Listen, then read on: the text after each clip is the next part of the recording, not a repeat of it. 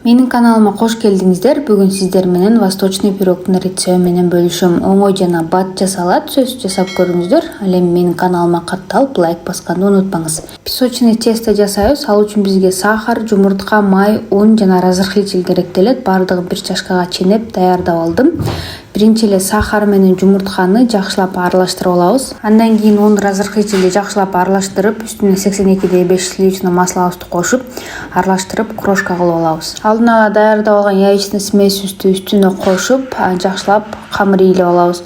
Жууруп аралаштырбайсыздар, масса бириккенге чейин аралаштырасыздар. Даяр болгон камырды пакетибизге салып, холодильникке 1 саатка коюп коебуз. 1 саат өткөн соң даяр болгон камырыбызды жайып формабызга салып алабыз. Мен дайыма форманын астыңкы бөлүгүнө ушинтип жайып алам. Андан кийин ашып калгандарын кайрып форманын ичине салып, жан-жагына тегиздеп алам. Мага ушундай ыңгайлуу, сизге кандай ыңгайлуу болсо, ошондой жайып тегиздеп аласыздар.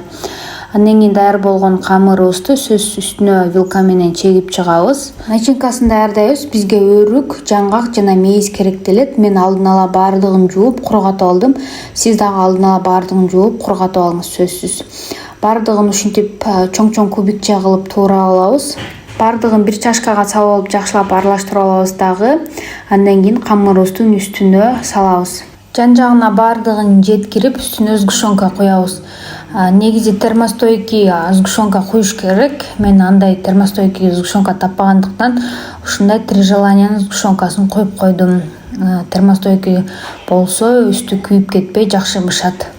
Мен өзүмдүн духовкамда 160 градуста 30 минуттан ичинде бышырып алдым. Сиз өз духовкаңызга карайсыз. Пышкан пирогду сөзсүз муздатып, андан кийин формадан алып чыгасыздар. Мына биздин пирог даяр болду. Даамы аябай сонун болот экен. Кечки чайга үй бүлөңүздөргө жасап бериңиздер. Ал эми менин каналыма катталып лайк басканды унутпаңыз. Анткени эч бир кондитер айтпаган рецепттер жана ошондой эле пайдалуу кеңештер менен бөлүшөм.